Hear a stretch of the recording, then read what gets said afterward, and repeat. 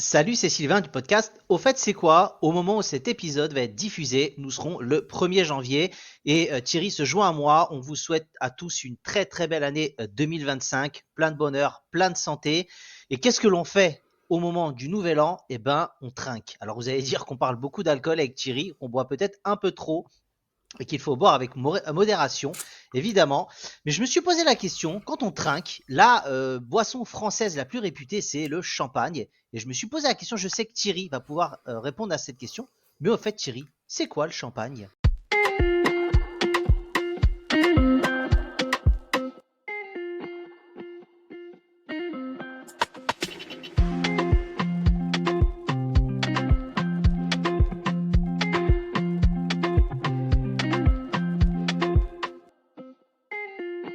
Salut Sylvain, salut tout le monde. Et effectivement, excellente année 2025 avec tout ce qui va bien, la santé, la famille, l'argent, les amis, et puis un petit peu de podcast parce que ça peut jamais faire de mal. Les podcasts, c'est la vie. Euh, le champagne, du coup, donc effectivement, alors on va le dire tout de suite comme ça c'est fait, évidemment à consommer avec notre ami modération, c'est important. Bien sûr. Euh, L'objectif aujourd'hui, c'est pas de parler de la région, quoique, c'est évidemment de parler de la boisson. Donc, on va commencer par des trucs normalement que tout le monde connaît. Le champagne, c'est un vin effervescent français qui, là, c'est peut-être un peu moins connu, qui est protégé par une appellation d'origine contrôlée, donc autrement dit une AOC. D'accord. Donc, ça signifie que sa production, elle est strictement réglementée et qu'elle ne peut être élaborée qu'en Champagne. D'accord. Ok. Bon, ça, j'avais Donc, il déjà peut entendu parler. Je savais que c'était très normé, l'utilisation. Ah oui, donc tu peux pas avoir un champagne de la Manche. Non, ça n'a pas de sens. Un champagne, il a forcément été produit dans la région Champagne. Ok, ce qui est logique. Et en fait, donc, il est principalement élaboré à partir de trois cépages. Alors, pour les cépages, si par hasard ça ne vous parle pas, on en avait déjà parlé dans le cadre de l'épisode sur le Beaujolais nouveau. Donc, c'était l'épisode 76, si vous voulez regarder. Et puis, dans les notes de l'épisode, il y aura le lien d'ailleurs vers l'épisode. Donc, comme je disais, il a élaboré à partir de trois cépages.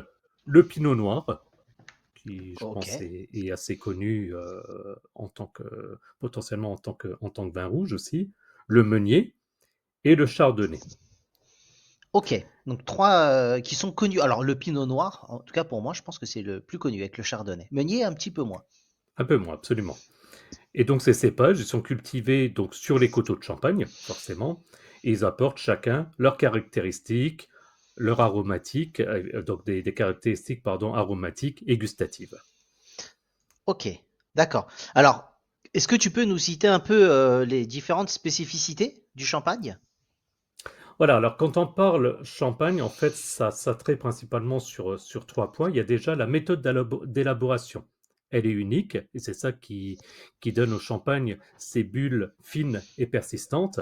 Alors, je ne vais pas rentrer dans tout le détail. Un, parce que je pense que c'est assez compliqué. Deux, parce qu'en toute honnêteté, je ne m'y connais pas vraiment. Euh, mais ça consiste en une double fermentation. Il y a une première qui se fait en cuve, et ensuite une seconde en bouteille. Et c'est en fait donc cette seconde fermentation donc en bouteille qui provoque la formation des bulles de dioxyde de carbone, spécifiques évidemment enfin spécifiques non, mais typiques plutôt du champagne. D'accord. Ah oui, double fermentation. Là, on rentre vraiment dans le technique. Comme d'habitude, hein, si vous êtes intéressé, je vous invite à aller sur Internet. Vous trouverez différentes sources complémentaires. Et si vous êtes producteur de champagne, faites-nous signe et on sera ravis de vous faire une interview. Exactement. Sans demander de bouteille ou quoi que ce soit, soit dit en passant, juste pour le plaisir. Oh, si on peut en avoir une petite, ce serait pas mal, mais bon, ça c'est un autre débat. C'est une autre histoire. Donc ensuite, la deuxième spécificité, évidemment, c'est la couleur. Hein, quand on pense champagne, on voit en général cette couleur un peu, je sais pas trop comment dire, pas jaune, mais un peu couleur or, en fait, quelque part. Un peu, ouais, c'est un peu indéfinissable comme couleur, mais c'est parlant à tout le monde, c'est l'avantage. Voilà. Et en fait, il y a trois principaux types de champagne. Il y a, tu as peut-être déjà entendu parler, un champagne blanc de blanc. Donc dans ce cas-là, en fait, il est 100% chardonnay. Hein, on peut aussi boire du chardonnay en tant que tel, commander un verre de chardonnay. Dans ce cas-là, c'est comme un vin blanc. Ok. Tu as ensuite, bah, si on avait du blanc de blanc, et ben du coup, on a du blanc de noir. Donc c'est dans ce cas-là, c'est 100% pinot noir ou meunier. Ou bien, bah, du coup, s'il est pas blanc, s'il est pas noir, bah, du coup, il est, bon, non, il est pas gris, ça c'était Coluche, mais du coup, il serait rosé. C'est en fait l'assemblage à ce moment-là du vin rouge et du vin blanc. Ok. Donc ça, j'ai bien compris avec les différents cépages. Est-ce que tu peux nous parler peut-être un peu des saveurs, justement, par rapport à ça? Voilà, donc également, on a, ça je pense que c'est assez connu aussi, je pense que si je te parle de champagne sec, Oui. demi-sec ou doux, Oui. on Sec, parle de ça surtout, d'ailleurs j'ai aussi entendu pour parler, ouais. le... Le beurre. Non, je déconne, pardon. Le Oui, cidre, le cidre, le le cidre. cidre, voilà, moi je pensais plus au cidre, ça serait demi-sel le beurre plutôt, du coup. Ouais, demi-sel ou demi-sec ou doux. Mais bon, ça voilà, c'est un petit jeu de mots, un petit calembour qui est de spécialiste de mots De crus. début d'année, ça sera le premier, voilà, c'est noté. Exactement. Donc, du coup, par rapport au fait sec, demi-sec et doux, bah, c'est en fait le dosage qui consiste à ajouter du sucre au moment du dégorgement et ça influence du coup la douceur du vin, hein.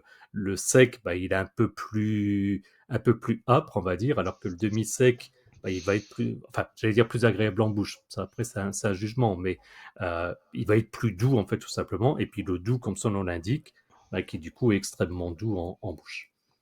D'accord, ouais, donc il y a vraiment différentes matières, différentes manières, pardon, de le faire, et ça peut influer derrière sur la saveur, la couleur, et donc ça donne pas mal d'explications. Alors Et moi, je me pose, le goût, la texture aussi, hein, forcément, hein, parce bien que sûr, tout ça mélangé entre un blanc de blanc sec et en comparaison d'un, je sais pas moi, d'un blanc de noir un peu plus doux, par exemple, voilà, ça ajuste dans tout ça. d'accord. Alors je me pose la question, pourquoi le champagne est-il si particulier? Quelle est sa renommée? Qu'est-ce qui fonde cette légende du champagne français? Alors, bon, déjà, le champagne, bah, c'est un produit d'exception. Alors, pourquoi d'exception? Bah, de par, d'une certaine manière, sa rareté. Comme on disait, c'est fait dans une seule région. Donc, forcément, par rapport au vin traditionnel qui est fait dans plein de régions de France et ailleurs, forcément, bah, ça génère donc un produit d'exception. Ok? Et du coup, bah, ça associe évidemment aux grandes occasions. Il est souvent considéré comme le symbole du luxe et de la fête. Je pense qu'en général, tu bois pas un champagne à l'apéro entre amis, sauf si Non. c'est une situation particulière. Oui, c'est ça, si tu veux fêter une naissance, un diplôme, un anniversaire, enfin, il y a vraiment quelque chose d'assez particulier, effectivement. Voilà.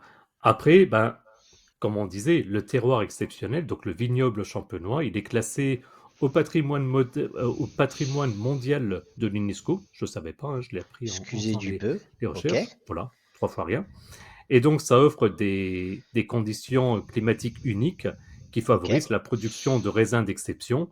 Et donc, le terroir, évidemment, bah, il joue un rôle primordial dans la qualité et la complexité des champagnes. Ouais, ouais, forcément, forcément, ce qui fait la différence. Et puis enfin, bah, il y a le savoir-faire ancestral. Donc, la méthode champenoise, c'est une technique complexe qui demande un savoir-faire ancestral. Et en général, les vignerons champenois, bah, ils transmettent leur savoir de génération en génération. Bon, je pense qu'après, il y a des recettes un peu plus générales faites en production un peu plus large, mais ça reste quelque part un marché de niche. Et bah, il n'y a pas tout le monde qui fait du champagne. Bah ouais, ouais, forcément. Déjà, la région, le fait que ça soit assez restreint, qui est une technique en tout cas assez particulière, ça donne un côté exceptionnel effectivement à cette boisson. On parle de champagne, on parle de particularité, d'exception. Est-ce qu'on peut citer quelques grands noms du champagne? Assez connus, T'en, hein, de toute façon. t'en connais, toi, avant que je donne la liste que j'ai vue? Écoute, moi, le seul que j'aurais pu te citer, c'est Mouette et Chandon. Le premier, tout simplement. Les autres, j'ai lu le conducteur, je connais de nom, mais je n'aurais pas pu les citer comme ça de mémoire. D'accord. Donc, bah, moi, Moët et Chandon, je connaissais pas, mais donc ça a été fondé en 1743. C'est l'une des plus anciennes et des plus grandes maisons de champagne au monde, synonyme de célébration, et elle est réputée pour son style fruité et élégant. Il y a également Veuve Clicquot, donc c'est symbole de la femme d'affaires du 19e siècle. Ok, C'est reconnu pour son brut jaune et donc un champagne emblématique. d'accord. Le troisième, celui-là, il me parlait personnellement, le Dom Pérignon. Ouais, Ça, pareil, c'était de nom, le mais seul que moi j'avais entendu parler. bizarrement, je l'aurais pas mis dans la catégorie champagne. Alors, je suis pas un spécialiste de vin et de champagne, mais je l'aurais plutôt mis dans un vin plutôt qu'un champagne. Bon, là, peut-être que là, je vais faire dresser les cheveux sur la tête des gens, mais je connaissais de nom déjà. Donc ça a été créé par le moine bénédictin éponyme, donc Dom Pérignon. Et donc cette marque mythique est synonyme de prestige et d'excellence. Il y a également donc Krug, qui a été fondé en 1843. Il s'est réputé pour ses champagnes millésimés d'exception, élaborés à partir des meilleurs raisins. Euh, Ça, j'en ai un peu parlé en famille. Apparemment, on tape dans des champagnes très très très haut de gamme, hein. Là, c'est en général, si tu en as bu, t'en as pas bu beaucoup ou dans des situations très très très particulières. Je connaissais pas le nom. Celui-ci, je t'avoue que c'est le premier nom que je ne connaissais pas. Voilà. Et puis le dernier, alors celui-là, n'en parlons pas. Euh, Roederer ou Roederer, je sais pas d'ailleurs comment est-ce qu'on dit, mais en fait cette maison est célèbre pour son cristal. C'est un champagne iconique, souvent associé aux têtes couronnées. Donc autant dire, je Encore connais plus pas haut de toute ta gamme. vie, mais je pense que tu n'as pas eu cette occasion. Non, malheureusement, j'ai décliné mon statut de prince. Je souhaitais une vie beaucoup plus simple et humble. Donc voilà. Mais je ne connaissais pas non plus. Tu vois, les deux derniers. Bon, après, voilà, il faut un autre budget. Je pense que c'est vraiment pour des spécialistes à haute fortune. Donc effectivement, mais c'est intéressant de voir qu'il y a quand même. Alors, je te dirais pas pour tous les goûts et toutes les bourses, mais pas loin. Il y en a quand même beaucoup plus accessibles que d'autres. Et c'est une vraie industrie au final, ce champagne.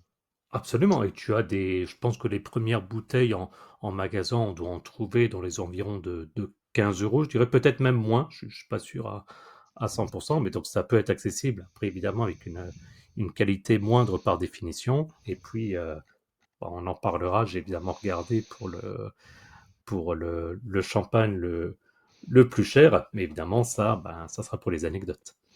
D'accord. Est-ce qu'on peut justement basculer sur cette rubrique légendaire, les anecdotes de Thierry, ou est-ce que tu as d'autres informations à nous communiquer? Non, allons-y, on va aller dans les anecdotes. C'est parti, Thierry. On Lance-toi. va reparler rapidement de Dom Pérignon. Donc, Ok. j'ai intitulé ça Dom Pérignon et les étoiles. En fait, la légende raconte que Dom Pérignon, en découvrant le vin effervescent, aurait exclamé: Je bois des étoiles. Et cette Oh, phrase est très beau. devenue emblématique et a contribué à forger le mythe autour du champagne. C'est très bien imagé, effectivement. Effectivement. Est-ce que par hasard tu connais Sarah Bernhardt? Alors, Sarah Bernhardt, oui, l'actrice, je connaissais Voilà. de nom, je suis incapable de citer un de ses films, mais je connaissais. Et elle, je vois sur l'anecdote qu'elle nous aurait fait un bain de champagne. Est-ce que tu peux nous en dire un peu plus? Voilà, en fait, on raconte que cette actrice aurait pris effectivement un bain de champagne pour préserver sa peau. Bon, bien que cette anecdote soit difficile à vérifier, elle illustre bien évidemment le caractère luxueux et extravagant associé au champagne. Au moment où je me dis ça, je me pose la question si on se posait pas la même question pour Cléopâtre. D'accord. Avec des boissons, c'est ça? Avec Avec du... le bain aussi, alors il y avait par rapport au savon, etc. Mais je me demande si on se posait pas aussi la question pour le champagne. Oh, bon, les gens... oh, c'était trop loin, non? Ça existait pas? Si, tu penses? Ah, ça existait peut-être pas, oui, t'as raison. Oui, donc Ouais, c'est non, je me trompe. peut-être un peu Ouais, loin. Alors, il y avait peut-être une autre boisson assez réputée qui faisait office effectivement de cure de jouvence. Ça, c'est possible. c'est bien possible, effectivement. Euh, Également, parce que j'aime bien tout ce qui est science, ben, il y a un lien des fois entre le champagne et la science, qu'il y a des chercheurs qui ont découvert que les bulles de champagne pouvaient aider à nettoyer les tuyaux grâce à leur effet mécanique. Donc, Ah, si éventuellement tu as un petit problème de machine à laver ou un truc comme ça, un petit peu de champagne, Calgon s'est dépassé, un on petit coup de parlait champagne, souvent, et puis ça va ouais, mieux. on parlait souvent du coca, mais il y a également le champagne. Alors, peut-être que c'est quand même la solution qui revient la plus chère pour nettoyer. Mais bon, ça après, vous faites ce que vous voulez de votre nettoyage. Exactement. Et puis après, je me suis posé la question aussi, parce qu'on parle champagne et du coup, on parle aussi de créments, qui, euh, qui pour moi sont un petit peu un peu des équivalents, mais je savais trop rien. Donc en fait, j'avais pas tout à fait tort, c'est-à-dire que Le crément, c'est assez proche effectivement du champagne, mais avec des différences d'origine géographique. Comme on disait, tu peux pas avoir un crément de champagne. Dans l'absolu, si, mais je pense pas qu'ils en fassent, mais en tout cas, tu as du crément d'Alsace, du crément de Bourgogne, etc. Chose que tu ne peux pas avoir en Champagne. D'accord. Ouais. Également, donc c'est d'autres cépages dans la même idée, hein. Forcément, les cépages, je prenais l'exemple de la Bourgogne ou l'Alsace ou la Moselle au hasard, le Luxembourg. Ils ont des bons créments au Luxembourg. Mhm. Euh, donc forcément, tu peux pas avoir de champagne, c'est forcément des créments. Et puis également un petit peu le temps de vieillissement, c'est pas tout à fait la même chose, mais dans l'idée, ça se rapproche. C'est pour ça, je sais pas toi, mais c'est vrai que moi, dans certaines situations, je vais pas forcément prendre une bouteille de champagne, je vais prendre une bouteille de crément. Pareil. Pareil. Après, je suis pas un grand fan de champagne. J'en bois souvent très très peu hein, quand j'en bois. Et puis enfin, on parlait du coût, donc forcément, j'ai fait quelques recherches. Et en 2013, il y a une bouteille de champagne intitulée Goût de diamant qui a été vendue pour la modique somme de 1,838 millions d'euros. Que j'ai payé en 12 fois, sache-le, malgré tout. D'accord, J'ai pas c'était toi payé, du coup. Ok, ouais, en parfait. 12 fois. En 12 chèques que j'ai demandé à encaisser en 2042. Ouais, c'est une bonne Ouh, idée. ouais, Vous ouais. pouvez aider avec le Patreon d'ailleurs, hein, si vous souhaitez. Exactement, c'est ça. Donc ce prix, évidemment, il s'explique par la présence d'un diamant de 19 carats qui est incrusté dans la bouteille, mais ça, du coup, tu le savais et je l'imagine que tu le portes en tant que bague. Exactement, exactement. Moi, j'avais entendu des anecdotes, mais ça, c'est souvent connu. On en parlait également en préparant l'émission que les pilotes de Formule 1, quand ils gagnent une course, souvent, ils versent du champagne dans la coupe et ou arrosent la foule et les adversaires de champagne. La Formule 1 a Tout quand à même fait. un petit budget sympathique et c'est vrai que ça démontre quand même l'intérêt un peu du champagne iconique et de cette représentation de la victoire et des strass et paillettes. Et je crois d'ailleurs que pendant longtemps, je sais pas si c'est toujours le cas, mais j'ai souvenir que c'était de la marque, je sais pas comment est-ce qu'on dit, MUM ou MUM, M-U-M, ou D'accord? M-U-2-M, je sais plus. D'accord? On voyait bien l'étiquette, etc.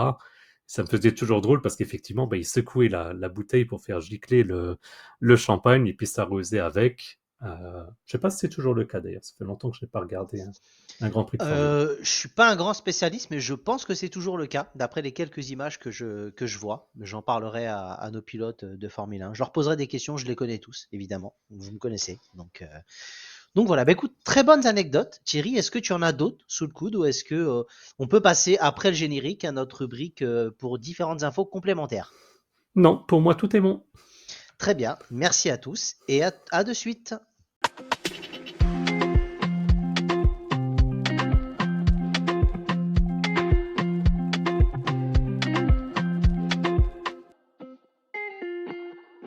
Et c'est Sylvain du podcast. Au fait, c'est quoi? Comme d'habitude, retrouvez-nous sur X, anciennement Twitter, géré d'une main de maître par Thierry, hein. Là, vous allez voir, il y a beaucoup d'anciens épisodes qui ressortent, qui sont au goût du jour, et je vous invite à les télécharger, à écouter et à nous faire des retours. C'est toujours intéressant et bien pour nous, en tout cas, d'avoir vos retours, positifs ou négatifs, pour faire évoluer le podcast. À toi, Thierry. Voilà, et puis bah, comme d'habitude, vous pouvez nous retrouver sur notre site internet www.aufaites-c'est-quoi.fr. Vous allez pouvoir retrouver les liens de notre podcast en fonction de votre application préférée, le lien vers notre chaîne YouTube, donc comme on en a parlé, notre compte X, anciennement Twitter. Et puis n'hésitez pas à consulter les notes de l'épisode. Là, vous allez pouvoir obtenir les liens vers notre page Patreon si vous souhaitez nous soutenir financièrement. Le lien vers notre serveur Discord pour discuter entre vous et avec nous. Vous l'avez également sur notre site d'ailleurs. Et puis, je commence un petit peu, comme on commence à avoir pas mal d'épisodes et comme on fait souvent référence, à mettre du coup le lien de l'épisode. Je salue d'ailleurs Nico qui m'a fait cette recommandation. Donc voilà, là par exemple, vous aurez un lien vers l'épisode consacré au Beaujolais nouveau. Très bien. En tout cas, merci à tous et à plus dans le bus. Et encore une fois, bonne année. Bonne année et à bientôt, salut!